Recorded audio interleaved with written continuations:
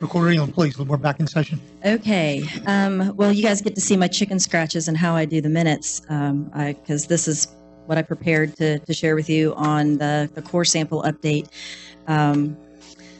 So I'm saying that there's no areas of concern found. The report from CEC was included in all the supporting documents. So if you're interested in all of the details, it's a lot of stuff that talks about how, like, what the soil was made up of, and the different layers and water content and that kind of stuff. So bottom line is there were no areas of concern that were found. The city is able to proceed with the project. CEC made recommendations on how to excavate when that time comes, areas that are going to need filled, what the process should be ahead of pouring the concrete, and what will be monitored. So, when they're going to talk about, well, if we're taking up this space, we're going to dig this out, we're going to put this in to make sure this soil is, so they addressed all of that type of stuff. So it wasn't areas of concern, it's just their recommendations on how to proceed with the project so that the concrete and our foundation is good. It's not a guarantee that there aren't going to be challenges, right? I mean, you buy a house and you think you do the house inspection and the inspection report came back fine, but when you take the wall out, you find something, right? So it's not a guarantee that there won't be challenges. We did 11 samples and it's a big piece of property. But the sampling indicates that we can move forward. Okay, so I'm really thankful that came back as it did, because now we get to talk about the fun stuff. No.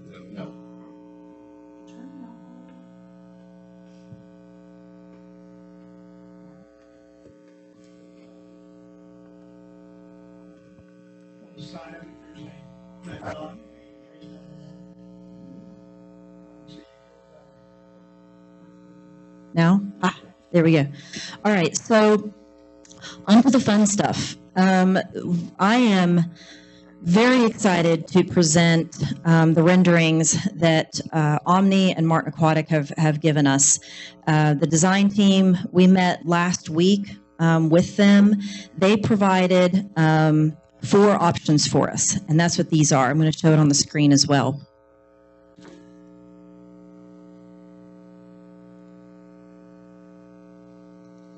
So the first one, and all of these, they all have basically the same, the pool itself and the features that are inside or attached to the pool, those are all the same. The pool house is in the same place as well. Their modifications dealt with where the slide was going to be located, where the baby pool was going to be located. You guys, I have to use this, don't I? Yes. Man, I talk with my hands too. All right. Okay. I can turn this, right? Because it's not. Oh, okay. Okay. Sorry. Okay, so in this first one, I really liked this one at first, but Martin had actually come up with this before they had seen what Omni was doing with the concession stand and that kind of thing. So at first, I really kind of liked, the slide being right there at the beginning. It was a cool location. I thought the baby pool in the middle was pretty cool. But then once we moved on from that, our opinions changed. You'll see there's like total seating. That's just based on, chairs and, square footage of the deck space and that kind of thing. The slide tower number, that is, it's a not a SKU number, but it's something that refers back to a set of slides that they gave us to look at. So there are 4 different slides that they gave us a choice on. Is this 2 or 3? Yeah, here's 2. Number 2, they moved the slide over. It was more visible coming down the hill. The baby pool was essentially where it is now. And then they did the structure on the side of the building for the concession area. For number 3, again, the baby pool was essentially in the same area, and the slide was just turned around further north from where it was before. The one that Steve and Tim and I liked the best. We were unanimous on this. We all liked it the best, and wanted to move forward on this was this one. The things that impressed us about it, we liked that the baby pool was in a different location. It kind of has a fresh look. We like that it's kind of its own private nook. It's not right beside the concession area. We also really like that the slide is visible coming down the hill, just aesthetically. It's exciting to see something like that coming down the hill or coming up the hill. You'll be able to see it either way. So we really liked this one, felt good enough about it as opposed to the other ones that we said, okay, we want to see renderings on this one. And that's what they did. So they told me it would take 7 to 10 days to get the renderings. And I said, well, we have council in 9, so please get it done in time. So that is why it wasn't included in the original post when I did the agenda on Monday, because they were still literally working on it. So it was fresh. I got it last night, and now it's in our hands today. So that is how quickly all of this is needing to move. We are staying right on the cusp of moving forward, okay? All right, next. And all of these slides are represented up here, so you're welcome to take a closer look at them if you need to, but I'll try to kind of zoom in on things and let you know what's going on with all of this. Okay, so this is just a Google Earth type snapshot, and then they kind of laid a color copy down on top of it just to kind of show what this was. So we had this in black and white, and then they just laid this on top of it to kind of give us a color mode. I will say something to consider and know going forward. All the colors, we can pick all those as we go. This is not necessarily what the colors are going to be. We can pick colors, we can pick materials. There's a lot of decisions that are going to be made along the way, but this shows you the concept and the function that we're proposing. Okay, so I'm going to move on to the next one. The next one, it just kind of pulled out just that without all the surrounding stuff. There are, as you can see, and I'm pointing like you can see my finger on the screen, sorry. That moves too. I'm a hot mess up here. All right, so the existing building, that is our current concession area and entrance and bathrooms and all of that.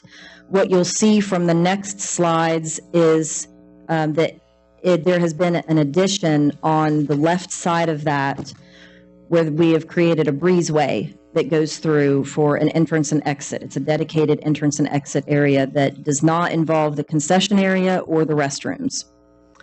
Number 2, so here would be the new waiting pool. This is a 0 entry. So 0 entry would be there kind of where the white space is at the bottom of it. And then all those little white streaks, those are kind of just little water features, kind of spouts that spew water and the kids can play in and that kind of thing. Plenty of room for moms, plenty of room for social time. And it's got 2 gates. I like that also. There's a gate that's close to the bathrooms and that kind of thing. And there's a gate that goes out the adventure way, because a lot of times you have kids in different ages, and so you need to keep an eye and be able to have access both ways. Number 3 is the slide. The slide is, these are runouts. It's a runout slide, so it is not dumping out into a separate body of water. It's going to, you level out at the end. The minimum height for this is 42 inches. That's like a 4 or 5-year-old. Okay, maybe a tall 4-year-old, a short 5-year-old, and which is perfect because they'll probably be in the baby area until then, and then they can move on to those bigger things. Okay, it does have one of them is and you'll see as I go, some of this will become more apparent as we look at all the designs. But one of them is a tube slide, and one of them is open. So you have different options on the slides. Okay, there's number 3. Where's number 4? All right, number 4, this is just, how did they label this? Just the main pool. Number 5 is the lily pads. Lily pads are tethered to the bottom of the pool. So it's just I'm going to say a chain, but it's probably not a chain. But they're tethered to the bottom of the pool. They're free floating. You can walk between them. And then there's like a guide wire or something above that you can hold on to as you go across. Okay. So they're fun to hop up on, try to get all the way across and hop on and off. And you're swimming and you hop up on one, that kind of thing. Number 6 is kind of a ninja agility type course. It is elevated up above the pool. So visually, the lily pads are right on the surface of the pool. And then the agility course is above the pool. So you still visually and visibility wise, you're still able to see straight through to the pool house. Okay. So as they're, kind of monkeying across that, your feet are not touching the water. So that's going to be one of those kind of competitive things. Can I make it all the way across? Can I do it faster than you did? That kind of thing. I really like that feature. I was asking about whether or not those two could be closer together. And they cautioned against it because of the way we all know that we used to be, or that kids are now, that you will inevitably try to swing yourself off of the ninja course onto a lily pad, or, hey, I'm going to stand on the lily pad and jump to the ninja course. So they recommended having some space between so that is kind of impossible, okay? Again, this whole this whole area kind of where 4 is shown down to 7, that is all still free play space. So one of my concerns was, are the lily pads and the agility course kind of separating the pool? And it's not. You can still walk underneath it. It just needs to be enforced that you're not directly underneath somebody who's going across. So it's not going to be prohibitive in that way. Number 7 is basketball hoops. That's a nice deeper end of the pool. It's not officially like the deep end, but it is deeper. I think it's 5 foot through there. So I would be on my tippy toes. And that's an area that we'd have a couple basketballs, and they could use those hoops that would be attached to the side of the pool. Number 8, you'll see pictures of all of these. Number 8 is kind of a hybrid thing. It's sort of like a zip line, sort of like a rope swing. So you can stand up you go up the little ladder and you stand on the platform and you swing out, and it zips you down and then it flings you off, right? And so it's just that whole swinging out and splash and I'm in the air kind of thing. So that's a fun feature. Number 9 is a rock climbing wall, and we're seeing these on a lot of pools now. I have some comments, and this is, I'll interrupt myself and say this. We do not have to say this is exactly what we're voting to say, yes, that's what it is, and now it's in stone. If we decide that, we don't want the rock wall and we'd rather have a whatever, we can still do that. What they need to know at this point, and as you're thinking about things, we need to know, do we like this? Because they're going to have to do engineering to figure out where the pipes are running, what size pipes, and all of that for each of these structures. So if we're saying, hey, I like where the slide is, and I like where the baby pool is, and I like what you're doing with the pool house, and yep, pool looks good too, then they can start on that, and then they are able to give us an actual opinion of probable cost. And that is a more accurate way of saying the estimated cost, okay? So moving right along, number 10 would be a new springboard diving board. It's 1 meter. I don't like to talk in meters, so it's 3 feet, roughly. So that's the height of our tall board that we have right now. Right now we have a tall board, and we have one that's basically level with the water, okay? This is a concession area, kind of the yellow area, and then, plenty of room to lounge and that kind of thing. You do see the landscaping and that kind of stuff. That is, again, something optional. They liked how it kind of softened the look. I would maybe be open to having some around the exterior. I'm not sure I like it inside the pool itself for a variety of reasons. But again, that is something that can be part of our discussion as we work towards completion, but it doesn't have to be decided before we say yes. Okay? All right, moving on. Okay, so these are just some kind of visual aids. This is not our tower that we are proposing, but it is very similar with the tube and the open slide. So that is similar to what we're talking about. You see how it kind of runs off straight into just shallow water. You hop out, and it's its own system. So if you had a code brown in the slide, you could shut it down, and you could still do everything else in the other areas. So here's kind of what that lily walk looks like. They can sit up on top of it, and they can try to jump to the next one and crawl up there. So it's floating and it's tethered. The basketball hoops, it would be a fixture. The wading pool, it's something, I believe they said it was 12 inches deep, so it's even more shallow than what we have now. And again, it would be zero entry. The rock wall that they're proposing, the climbing wall, is a 3-panel size, and so that gives you kind of an idea of what that is. That is a solid color one. The one that they put in the renderings is opaque, and there's good and bad in both. The opaque is nice because you can see through it, and maybe from a lifeguard standpoint, it's nice to be able to see, you're not hindering visibility, but it's hard to keep clean. Anything that water touches is going to be hard to keep clean. So the nice thing about this, the solid color, would be that, it's harder to see what the water is doing to it.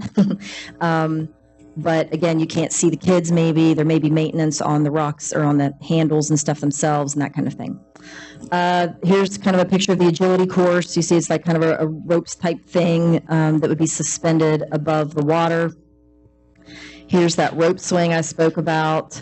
It does have like a return mechanism, because I said, well, how do you get the rope back after how's the next person get the rope back? And it actually comes back to them. So it's designed to come back. And then we know what a typical diving board looks like. I do want to mention something real quick before I keep going. You've noticed probably, okay, so right here, they kind of bookmarked a place for a ramp. They are still getting estimates from different ramp companies. They're going to be it's not going to be built into the pool. It's going to be a separate structure that we can add, so we can continue with the pool project without holding things up for the ramp. And we've asked for different ramp designs. This one has kind of a loop back. It turns back around, does a 180. We've also asked for one that's just kind of the width of the pool, kind of from left to right. What would that look like? So they're going to come back to us with several ramp options. In addition to that, we will still have a chair lift that goes in, that would be put in.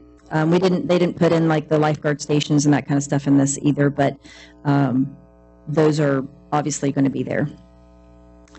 So that, I wanted to make sure I clarified the ramp situation. Okay, so moving on. So this would be the slide that we're talking about. Let me see. One's called a pool sider. So yeah, it's a pool sider, not just open. It's called a pool sider. It is 173.7 feet long. The whole structure is almost 22 feet tall. So that's a pretty good size.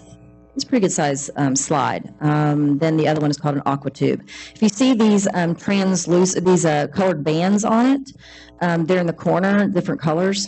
Those are translucent. Those can be added because tube slides are usually dark after you get in them for a little while. And not right at the beginning, but the longer you're in that tube slide, the darker it is. So those can be added and designed into it so that it adds a little bit of light, and it's kind of a cool look as you're going through the slide, and these different colored light features, are there. So I thought that was a neat feature.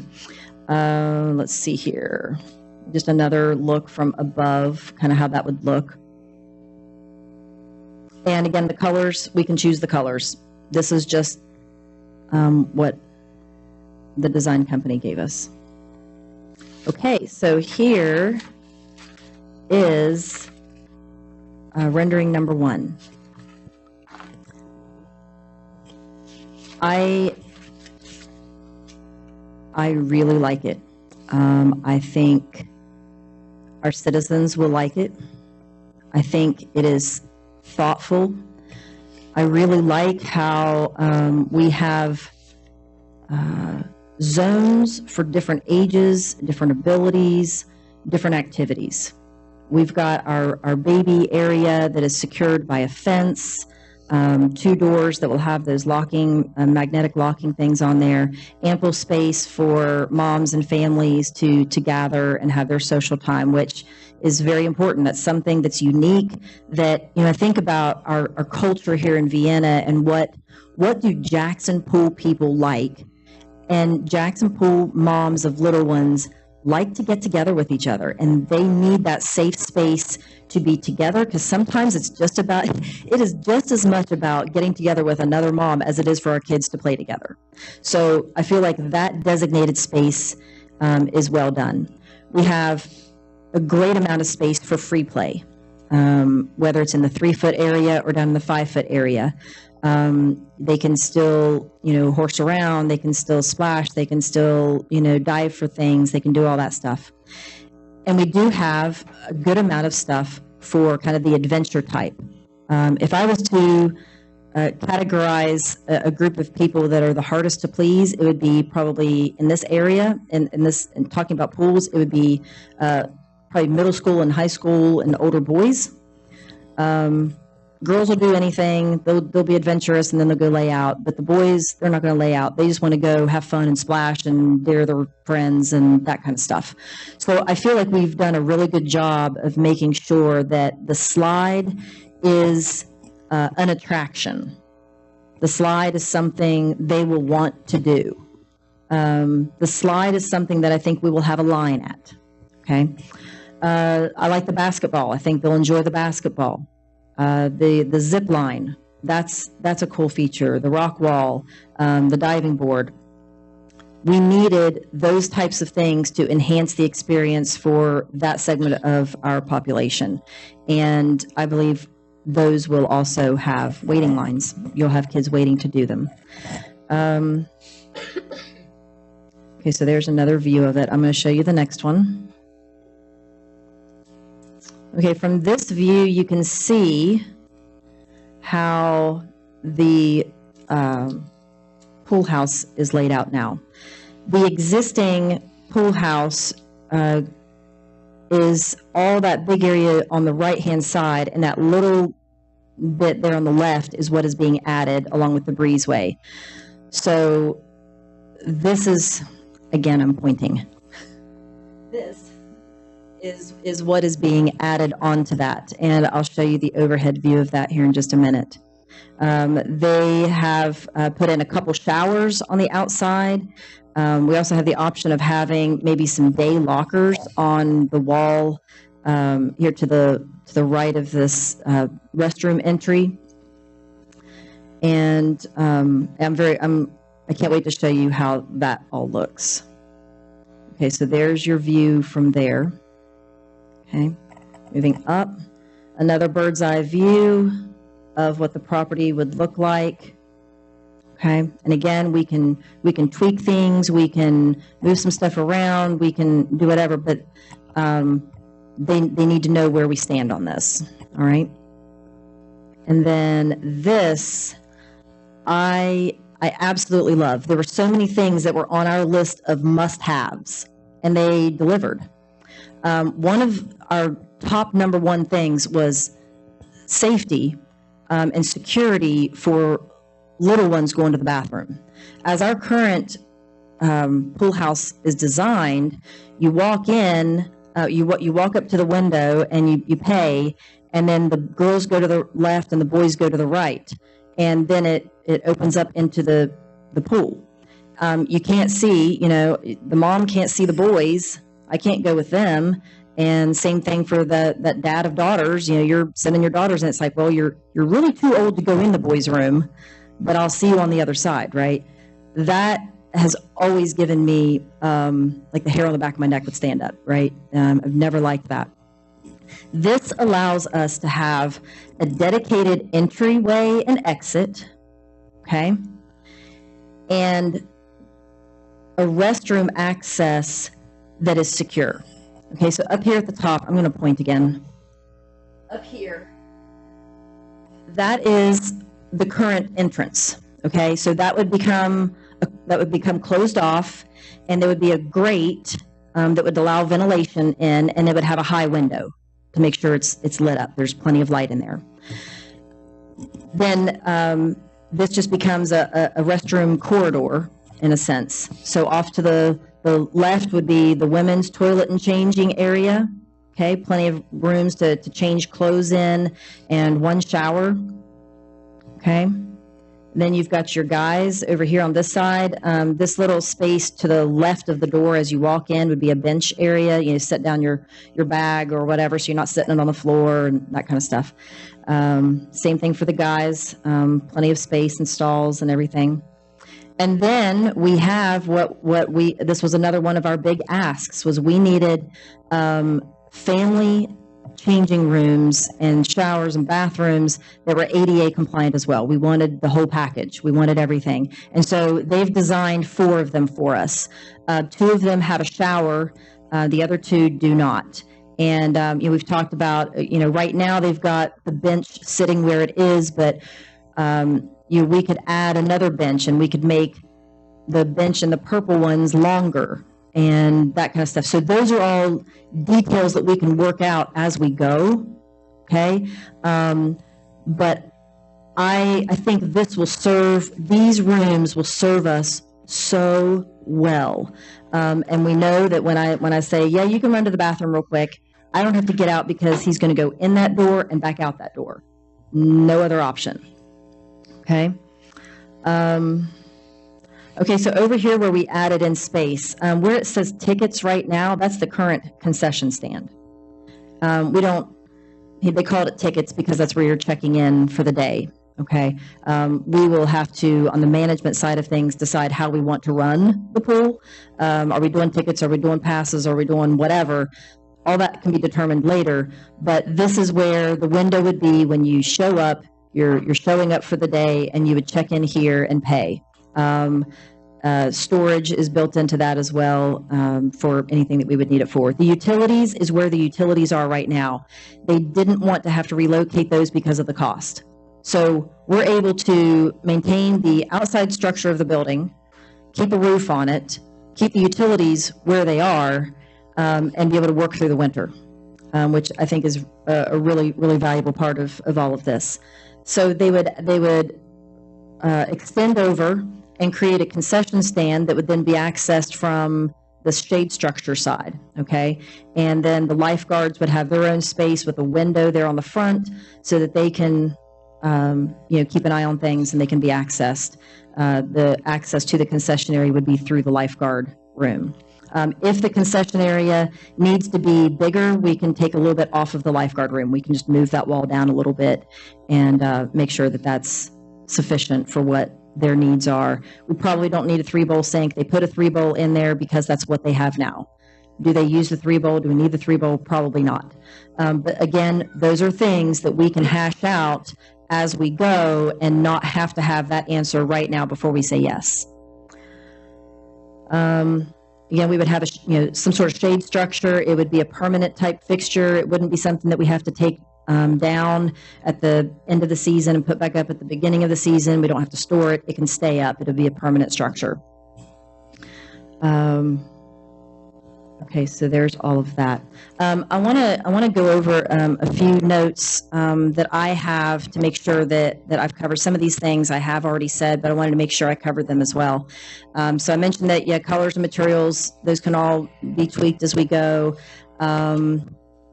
Talked about that. The nozzles in the kiddie pool, the ones that are squirting water, those also have their own separate pump. It's their own dedicated pump that could be turned on or off. Okay.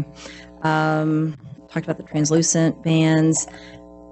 Okay, so for the slide, Martin has requested the total cost for the slide and the anticipated delivery. Regardless, we're going to plumb for it. Okay, so let's say the slide is going to be, things are backed up because that's the way life is right now, and the slides may not be in or something when we open the pool. Well, everything will be plumbed and everything will be ready to go for that. Okay, I do know a rough cost of what just the above ground part is. The slide and the tower and the steps and that kind of thing. But that doesn't include anything underground, the piping to get to it, the pump, those kinds of things. So we can talk about that when we get to the cost portion of this. Again, I mentioned that landscaping, it would be nice to put some thoughtful landscaping around some of the perimeter. We've asked about the possibility of having a platform diving board in addition to the springboard. And the regulations that they have found on that is it would have to be the same height as the springboard. So even though when you spring off of a 1 meter board, you're actually going higher and then entering the water, the platform would still have to be 1 meter and you're just running and jumping off. Because you got to face it, that's what kids like to do. They like to run and jump in. And running and jumping in from a little higher is really cool. So that might be something that we can consider. I'm going to go ahead and give you my personal thought on it. I would rather see that than the rock wall. I don't see the rock wall ever having a line, waiting for kids to get in. I can see us not having, I think the diving board is not sufficient because at Jackson Pool, kids like the diving board. We're a diving board community. So I would like to see us do a platform board and a springboard, both the same height. And I think the rock wall, that's a very upper body type thing. You're pulling yourself up and then you're jumping in from that height. You make it, farther up and you're high and then you jump in. To me, that ninja course or that agility course kind of satisfies that same type activity. So that is, again, part of the conversation that we can have. I did ask about whether or not we would need a lifeguard for the slides, and they said because of the depth and the runouts that you would just need an attendant for them. The breezeway, this breezeway for entrance and exit is 8 feet. Let's see here. As far as when we start talking about cost, the biggest dollar signs are going to be on the mechanical room. They do not have that. You can see it over here. It's going to be, right now the mechanical room sits kind of where those lawn chairs are, where the girl in the green bathing suit is. That's kind of where the mechanical room is now. They're completely demolishing that, and they are setting it outside, basically, of the pool itself right now. And it's still obviously going to have to be 2 stories like it is now. You're going to have to go down into it, which it'll have a set of steps, I believe, to go down from the top. But when our guys are going over to maintain it and refill something or check levels or do whatever they're doing, or if something needs replaced, they're not having to haul it up steps because they're going to put kind of French doors on that bottom level where everybody parks, for Jackson parking. They're going to put French doors there so that they can just open those things up and walk straight in. That'll be that'll make a whole lot more sense. Okay, so the mechanical room and everything that goes in it, that's going to be a big cost. The slide, the decking, and the bathhouse remodel. The other things are just kind of, peripheral. So we can kind of, as we start talking about the money, we can kind of start estimating what we think it's going to be and probably round up on that. Okay, so the existing entrance. So our objective, I hope tonight, is that we can approve the scope and we can say this meets our needs. Once we say yes, they can get to work on the engineering. I said that already. And in order to get the cost, we have to move forward with this. And they do put in a design contingency in their cost, and a cost escalation bid market contingency in their total cost. They build that in because of inflation and COVID and all these other things that have just made everything whack. After approval, so let's just say that we all say yes tonight, right? Yes. We're all going to say yes tonight, and it will take them a week and a half to 2 weeks to get their opinion of probable cost to us. So that means at the next council meeting, we could be talking about real numbers from them. Our budget, when we set that, is obviously going to need some contingency built into that. I already gave you my opinion on that.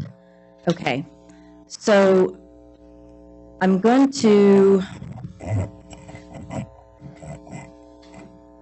open this up for discussion and ask for questions and feedback and comments. I asked if any of the guys would be able to be with us this evening, and they had prior engagements, things that they were obligated to. And so I told them I would take good notes, and I would write down the questions if I don't know it, and I would pass along the feedback that we have. So I will open up the floor. Tom? What's your estimated start date? They're talking about getting to work on the bathhouse over the winter, so they could be starting on that December, something like that. That's my estimate as we're talking about what they're doing. You see how motivated I am? They're motivated too. They want to get this thing done. They know that we have a goal, and they want to meet that. So and I say they are doing everything they can. They busted it to get this to us, and they're going to continue to do that to make sure we have it ready to go. Yeah. Mm-hmm. Chris, I'll refrain. I'll let other people talk first because I've got quite a few thoughts and questions. Okay, that's fine. All right. You just mark them off as other people ask them. Don't ask them twice, please. First of all, I know which one I like. I have already chosen. Of course, that's just me.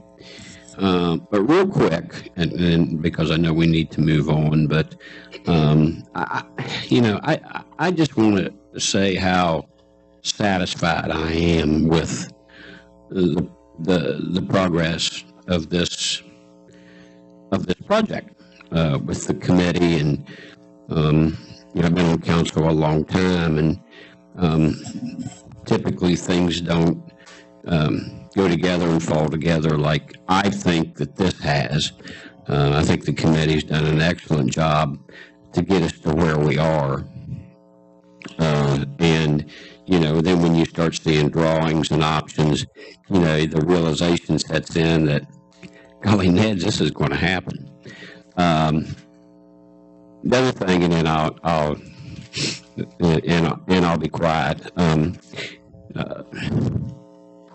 Like I said, I've been on council a long time, and I don't think that, maybe there has been, but there's a lot of excitement in the community with this pool. And particularly, what I have referred to as an age group that we're missing out on, and we have for what now, 4 or 5 years. And that's the ability to accommodate what we refer to as the baby pool. I had 4 boys grew up in that baby pool, but there's a lot of excitement over that. And then when you talk about the zero entry, that's getting a lot of positive comments from the community, but. We've had a lot of parents take their childs to Williamstown, and other areas, for swimming because we didn't have the capability of doing that. And I'm really excited that, it looks like whatever option comes out of this, that we're going to do that. So I'm real pleased with that. So with that, I'll be quiet. What option do you pick? For Okay.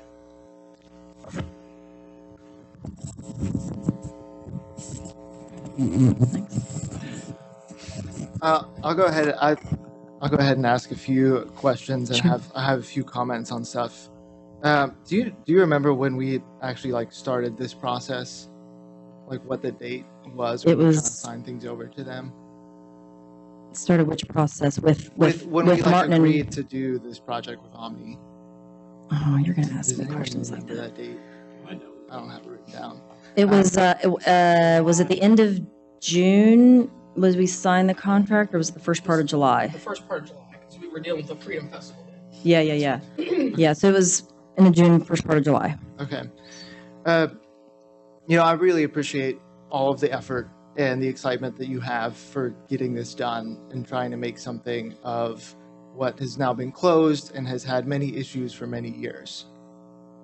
I really do appreciate that. And some of the comments that I have absolutely nothing to do with that. I think one of my kind of disappointments in their 4 options is they're all really the same thing. And I was kind of, there's been a lot of discussion about splash pad areas, and that was never part of any of these 4 options. There was a lot of discussion, especially at the very beginning, about concerns for elderly people and having access to the main pool. I know that they're talking about maybe providing a ramp after the fact. I think there are much more dignifying ways of doing that than a chairlift and kind of a metal ramp that goes into the pool.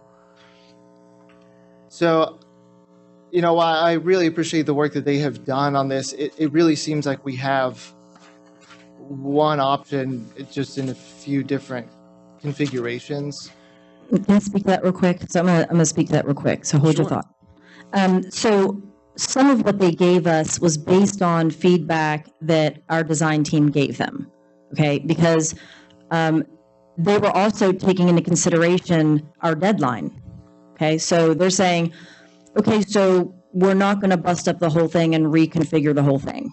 They were looking at what is feasible and what is possible with the deadline that we have. And so they didn't want to give us any options that were going to compromise that.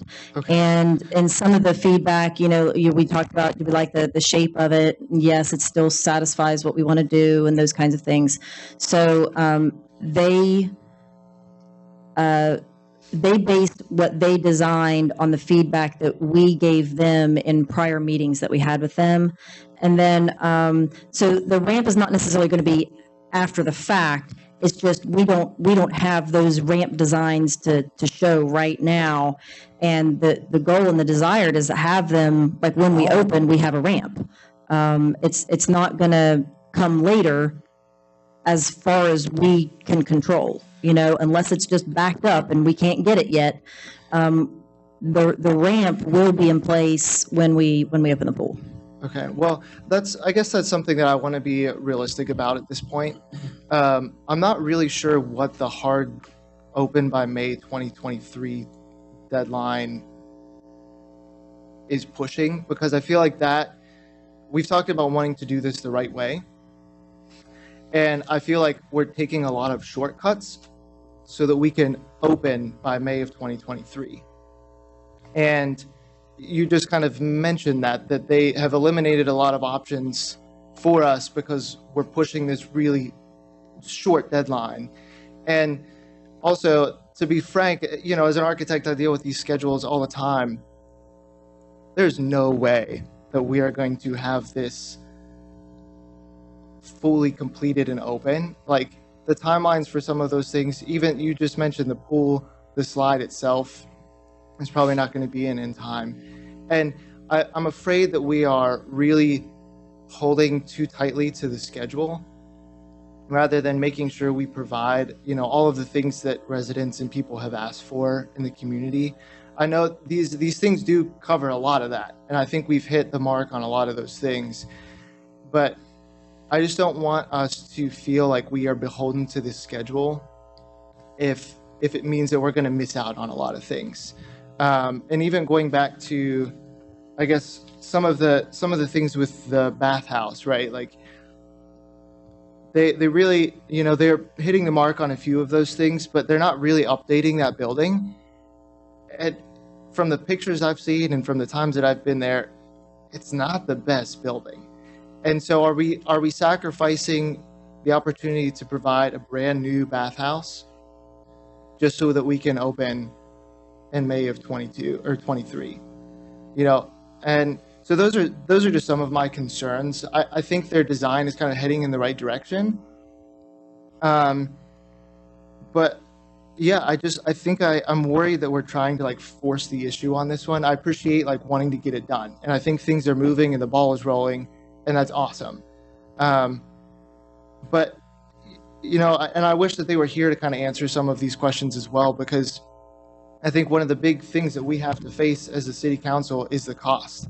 And if we don't have a cost on any of this stuff, it's kind of hard to agree to a plan without having any kind of cost associated to it. I mean, I think we're all aware that it's going to cost some money, but is the kiddie pool $50,000? Is it $500,000? I have no idea. And the other things that I'm thinking about too, just looking at it, the kiddie pool has its own filtration system. The slides have their own filtration system. The pool has its own filtration system. That's 3 filtration systems that we have to maintain, not only purchase at the very beginning, so upfront costs, but over the course of maintaining this pool, we have to maintain 3 systems. And we've kind of failed at maintaining 2 systems, and we've had a kiddie pool that's been closed down for half a decade. So those are just some of my kind of concerns about it. One of the questions I had too is there any way for the pieces in the center to be removable? Can those like come out if we want to have swim lanes? I know that has been a big issue, especially at the Southwood pool, and some folks have come in here. Can we have any swim lane viability there? A lot of these things kind of seem plug and play, so I would love to see,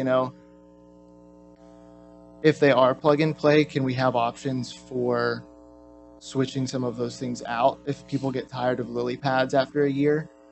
Because some of those things are fun and surely provide entertainment, but I don't know how the longevity of those things is going to last. So those are some of the questions that I have. I mean, if they could kind of look into that on some of their designs and say, yeah, like that's totally easy. We can pop those things out on a weekend and have a swim meet and it's totally fine. Then, that would be awesome. But yeah, I guess those are some of my thoughts and concerns, questions, that kind of thing for them, especially. But Okay. Yeah, and thank you. I appreciate, was that? Oh, I appreciate your perspective on all of that. I am not at all encouraging us to be hasty about a decision. I absolutely know that if we wanted to plan this for the next 6 months or the next year, we could keep adding to it. We could keep doing different things to it. My concern is the value. We can put value on things, right? I think there is a value.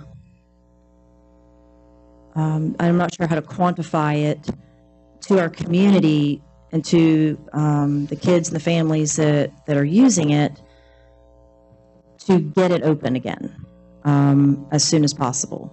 I believe there's a value when you're weighing things like, okay, get it open in May for 2023, or add other things that it's going to take longer for construction and that kind of stuff. Like, are people going to really have fun with it? Yes, but does that mean they're not going to have fun with what they're with what we're proposing here? Not necessarily. So I think and one of the things that Mike and I balanced each other, because he was the grab it and growl guy. He was like, always do it and then think about it, right? I was the planner and the organizer and the one that did things right, but he showed me how sometimes you just got to do it.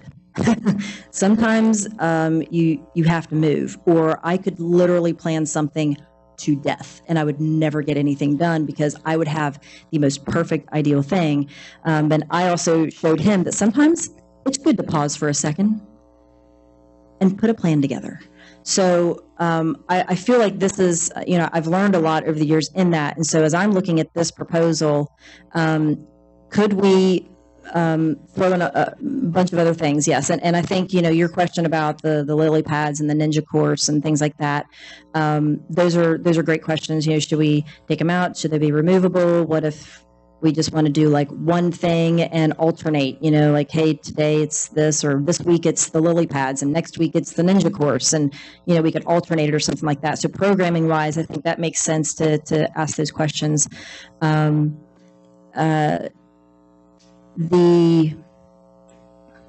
As far as everything else goes, I know I'm really close to this. I think about it and work on it like every day. And so I am at peace, and I have a really good feeling about the direction that we're going, and that what I see is good enough for me to say, yes, now tell me how much it's going to be, because that is... And I'm satisfied. The perfectionist side of me is like doing something else, but the other side of me that's saying, you know what? Is it good? Is it a good design? Is it da da da da da da? Yes. You're asking about the bathhouse, and I mean, it's not going to be. I mean, it'll get updated. I mean, I don't think. From what they were seeing, structurally, the outside, I mean, it's fine. We get a new roof and, all of that. But I really hesitate to, and you're talking about being realistic, and I appreciate that too, because I like to be realistic and sometimes idealistic. But I think, especially in government, because this isn't the real world, this is government. And in government, things are slow and painful. And so there is the need for us to have that sense of urgency in what we're doing, to make good decisions that we can all live with and that we're all proud of, because otherwise things are just going to keep taking forever. And, honestly, like when we look at our schedule, so in November, we got Thanksgiving, and so we're going to have one council meeting unless we call a special one. So if we don't do it now, and I don't want to sound like, if we don't do it now, we'll never get to do it. But just to see what our schedule is for the rest of the year, in December, we'll probably have one meeting unless we call a special one. And so that means they would not obviously be able to start any work. Whereas if we are ready to move forward on something like this now, they can be working while we're having one council meeting. Can I hop in about this Sure. schedule thing? Yeah. Pardon me.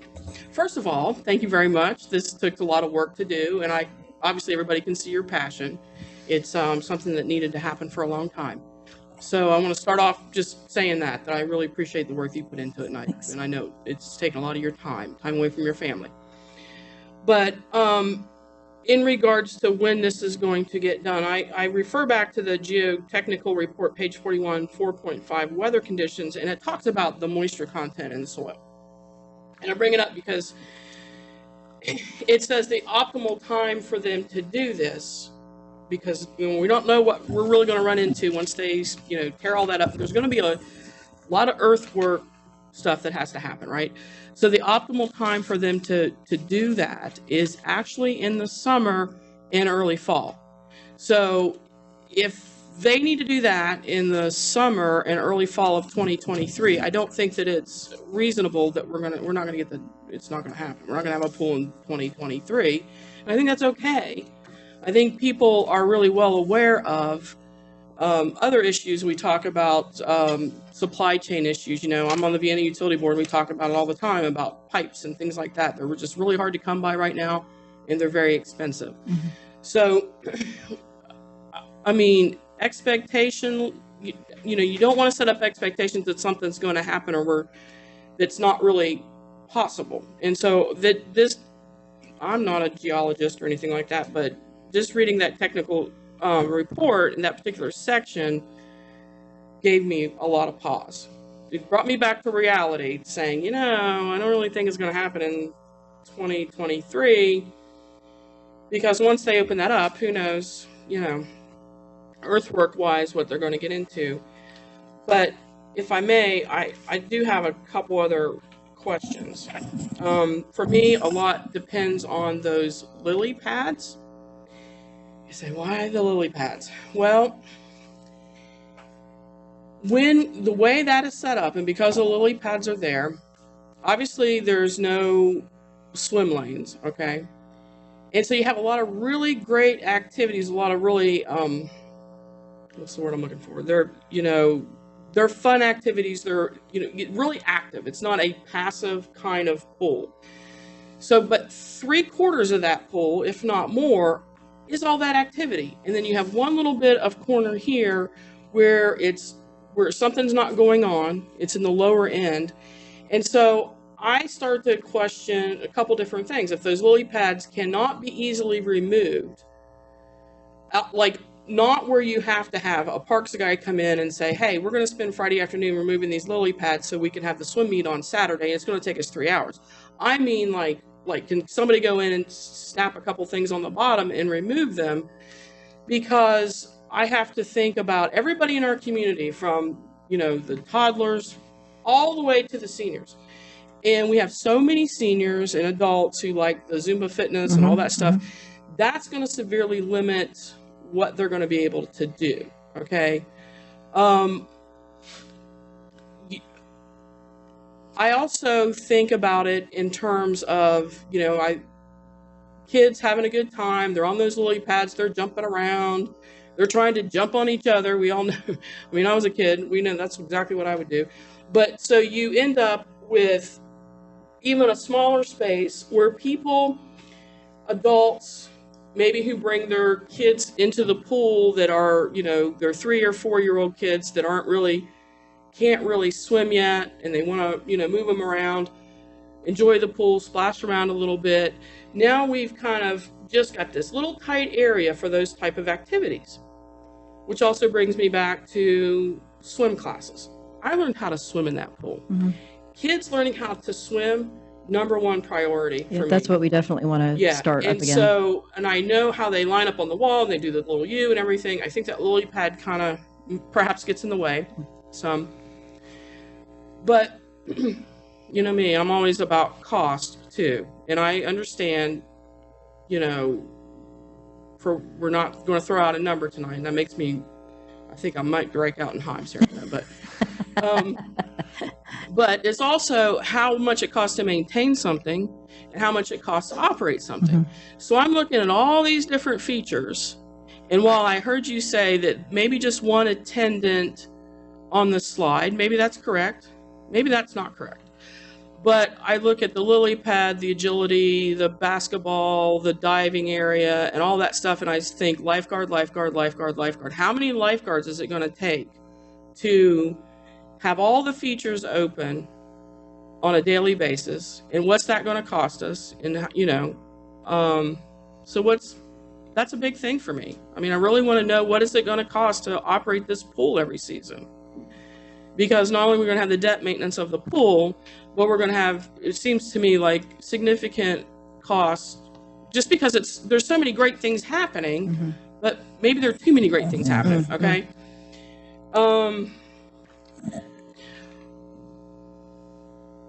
Safety is just the number one concern. It really is. And so The thing about kids when they get in trouble, or adults, anybody, just with drowning, they call it like, it's a silent killer, because somebody could practically drown right in front of you. You don't even realize they're drowning. Right. So there's a lot of stuff happening. So it brings a lot of concern for me. There's no adult swim. You cannot swim for exercise there by taking out the way it's set up at this point. And maybe that's okay. But it seems like we are really targeted to a certain age group, and I think that I don't want to miss this age group at all, because you've identified, these preteens and teens, that those are the kids we really want to make sure they've got good programming up at the pool. They're, keeps kids out of trouble. We want to see the kids in the pool having this activity. That's great. But by the same token, I don't want to then make a pool that doesn't meet the needs of our seniors who need exercise. It's not meeting the needs of our kids who need to learn how to swim. And I've seen, I don't know if this is possible, but I don't know if this is something that you all discussed. I like the slide a lot. I think that's a great thing. But I've seen many pictures where they've had like these the slides, but underneath of them you have some splash pad elements. You get all this water going. You can dump water out of buckets. You can have kids underneath there. So it's an area where you can have kids that are older that want to go on the slides, or you could have slides that fit on there that are smaller. You know what I mean? Mm-hmm. And then you have that splash pad element there. To me, I would rather almost have that than that the little wading pool that only goes up to 12 inches.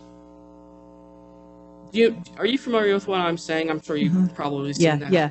But I'm just curious as why you couldn't, because that's a great amount of space that's used. As a matter of fact, you're bumping out to create that space, okay? So if you can maybe think of that as a together thing. Because I'm afraid of heights, right? So there's no way I would do a slide that you had to get up 22 feet to do, but that seems like it's really for older kids, but you said there's a 42-inch... Yeah, 42-inch minimum on these slides. So that's, like I said, it's a 4 or 5-year-old. Okay. But... mostly 4. You mentioned that you guys have I guess you have a budget in mind? Does anybody... Because we don't know what a budget is. I mean... This all looks great. Is this a $3 million pool, a $6 million pool? Mm-hmm. I mean, we've read about what's happening at Southwood Park. Mm-hmm. Mm-hmm. I believe that they referenced something the other day. I think it might have been at the original RFQ. They referenced Mayor Rapp saying, we want to spend $5 million on this, something like that. And so they did tell me the other day, it's not $5 million. No, it's not going to be, we're not looking at that.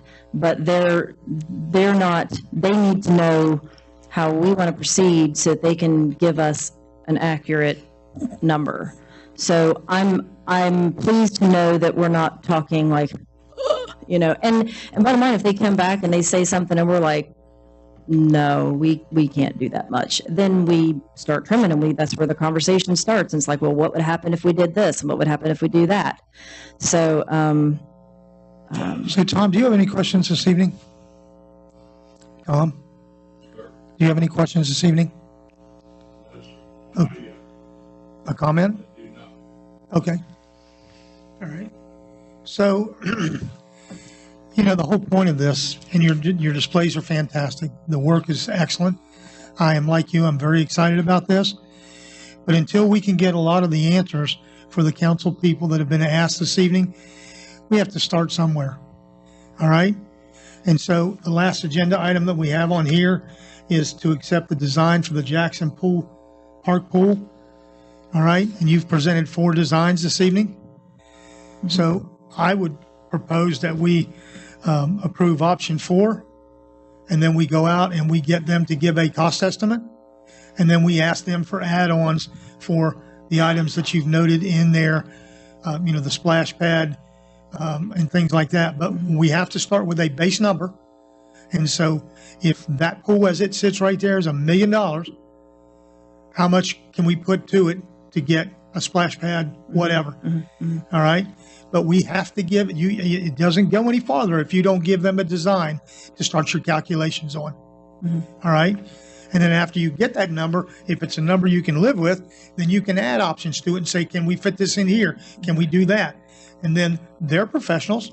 They'll be able to do that. Every project that you do anywhere allows for contingencies or change orders, whatever. All right. And I know that, Chris was talking about the schedule. I think the schedule's right on track. If we don't move and we don't get something concrete to say, tell us what the cost, we're not going to be able to go one more step forward, because the number is what designates how much can you leave in, how much can you add, what do we have to do to trim. Okay. And at some point, I think you're exactly right. We're going to end up with a special council meeting that has nothing on the agenda but the pool design and where to go. So, we can sit here all night long and talk about these things. I think Kim brought up some very valid points about the swimming and adult swim and what have you. And I agree with Chris on some of the things he said. If we can make these removable or interchangeable or whatever, it keeps it fresh. But I still think the schedule needs to say it as is, and let the engineering company or the pool manufacturer tell us what our deadline is. They know what they have. Yeah, because the farther out we go, obviously, the farther out they're going to go. Us waiting, if it takes them 4 months to do something, it's going to take them 4 months, whether we tell them yes now or whether we tell them yes 2 months from now. But now we're 6 months away from where we are. So that is something that I'm very cognizant of. I do think that we can move forward with that, taking these questions to them, getting feedback from them, having special meeting, and tweaking. I mean, I'm not married to everything in here. There are things that I would be very open to changing. I still, from talking with them, that is not prohibitive to getting a cost now. Again, like they give us that base cost. Okay, from what we showed you, this is what that is. And now we can say, okay, well, now we know where we're at, and then we can tweak and change and all that. Go ahead, Chris. Yeah, so maybe that's my frustration with this whole thing, is because, well, we're paying them a lot of money to design this pool. And for them not to show up and kind of give this presentation is kind of a little bit disrespectful, to be honest. I mean, and so also, I am an architect. I do designs for buildings all the time. There's no reason why at this stage they couldn't have some kind of schematic cost plus or minus 20% for this project, because they're using the same two elements that they're adding, and just moving them around. So it's really frustrating for me that they can't provide a cost, and also that they can't give some kind of preliminary schedule based on these elements. And that has absolutely nothing to do with you or the design committee or anything. That's really more on this design firm and my frustration with that, because I think more than anyone, I would love to see this pool open next year. But I am in that business, and I know schedules and I know how things work. And I don't want to promise residents that this is going to be open in May of 23, when there's probably realistically no way that that's going to happen. And that's just me coming from like my architect hat on right now, saying like, if we really want to move forward with this, that's fine. I don't think we have to have a state-of-the-art pool. I think there are great elements here that will satisfy the community. But yeah, I guess that's really my frustration, and the whole coming back around to the schedule. If we come to the point where we realize that, there's no way that this is going to open next year, then why not take a step back and make sure that we get some of those additional design elements put into this, so that when it does open, it kind of has, all of the things that we really want. And it's not just for next year, but it's for another 50 years down the road.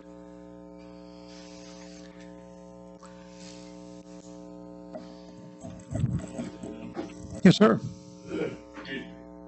I think tonight, we ought to try to establish a tax and choose a place, at least that gets the ball rolling. We can fight all this other stuff out. Yes, one of the problems with government is this is a dictatorship for anything to be up there and they don't understand the word citizen. You know, like it, that's not government can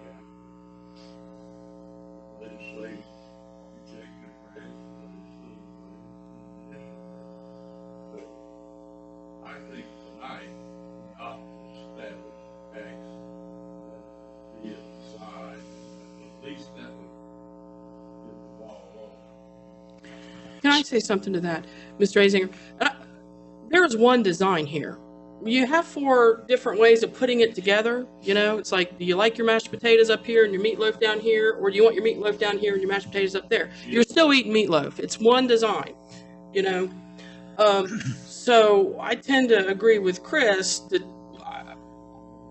frankly, we all got this today about, for me, I saw my email. Well, the mayor called me, so I didn't even know, about noon, and you know, I had to dive into it and look at it. I don't feel prepared to make a decision about it tonight, frankly.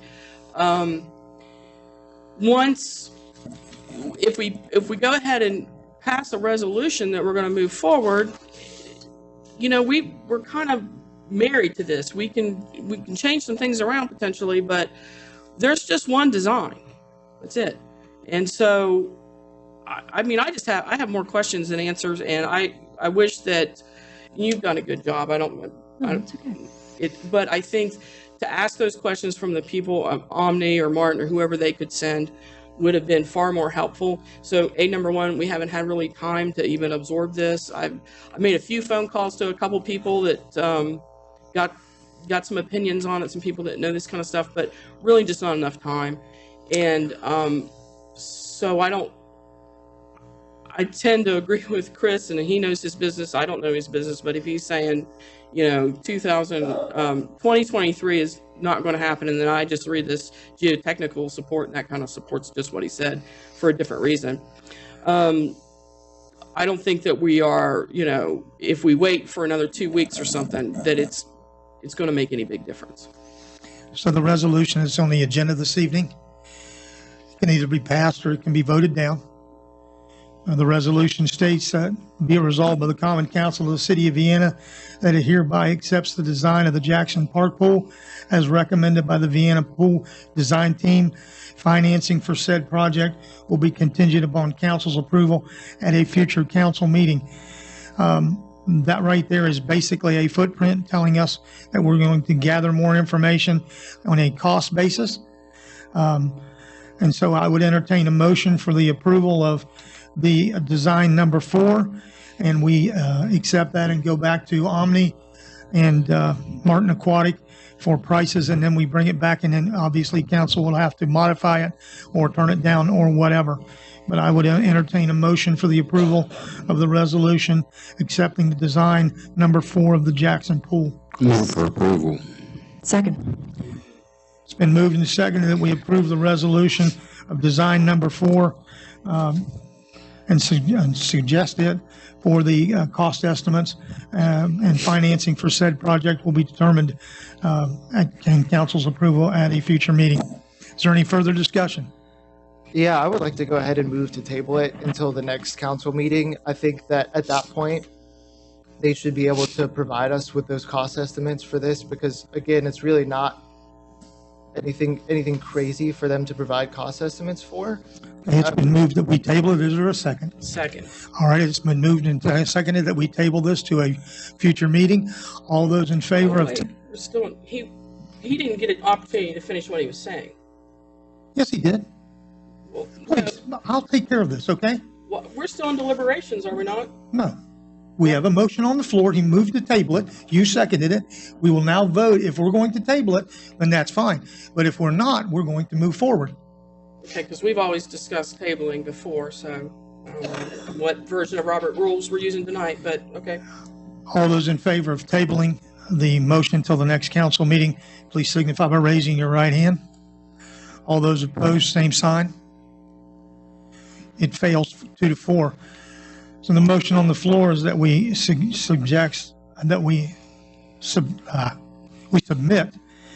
design number 4 for a cost estimate with the financing to be determined at a future council meeting by council.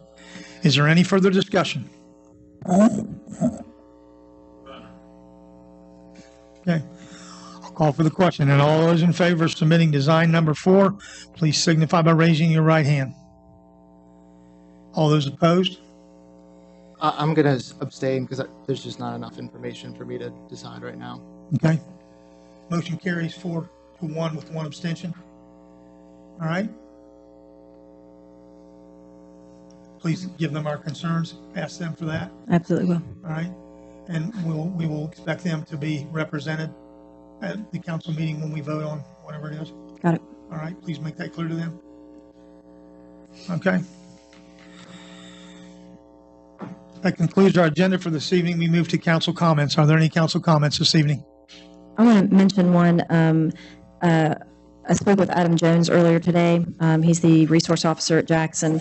It wasn't necessarily relevant to the zoning discussion that we had earlier about the property at 34th Street, but he shares concern, like many of us do, about the vape shops that go in. And there are plenty of good people who I know and I'm friends with who do vape, and that's their choice. But it is something, this is Red Ribbon Week in the schools, and my son brought home a new water bottle that says, don't vape, wear a cape, and so we're telling our kids not to vape, and then they've got them down the street, and that is the corner where PHS, that's one of their bus stops, so they're dropping the kids off right there, and it's straight up the street from Jackson, and he is constantly monitoring vape. He takes away a couple a day, and it's not a good situation. And so although we need to obviously make sure that we're not discriminating and that kind of thing, I think maybe part of our story, we've got to be, as elected officials, we're trying to create an environment that is going to be healthy for all of our citizens. And at the same time, we're still responsible for the people in our own house. And so we're going to have to just be extra vigilant. We're going to have to be extra encouraging and understand that is a real struggle for middle school kids and even high school kids, and that there's always going to be some sort of temptation out there. And so I hate that he's possibly going to see more activity at Jackson because of this, but it is what it is in that way, and we'll have to deal with it. So I wanted to mention that on his behalf. He wasn't able to be here because he's in a championship football game. Any other comments this evening? Yeah, I'd like to just end kind of on a really positive note. I enjoy going on walks in my neighborhood around 27th Street in this area. And I love when the seasons are changing and the holidays are happening. Everyone's neighbors and all of the decorations that I've seen gone up, whether they're fall decorations or Halloween, or people are getting into Christmas already, that's awesome. And I just love the kind of community involvement in Vienna. And I just want to say I commend all the neighbors and community members out there that get excited and take the time to decorate their houses and kind of celebrate the holidays. So, Chris, I also want to echo that. Chief Pfeiffer, I have to tell you, the event that you held the other night at the mall, the trunk or treat, when I got out of my car and I started walking up through that mass of people that was there, my first thought to myself was, this is Vienna. This absolutely was one of the safest events. It gave you a welcome communal feel. It was overwhelming, and I think that's what makes Vienna special. And I thank you for your efforts, because I know it's a huge effort to put on that. You had over 70 cars and 1,500, 2,000 kids showed up. It was fantastic, and it just makes Vienna shine. So thank you. And Chris, I agree.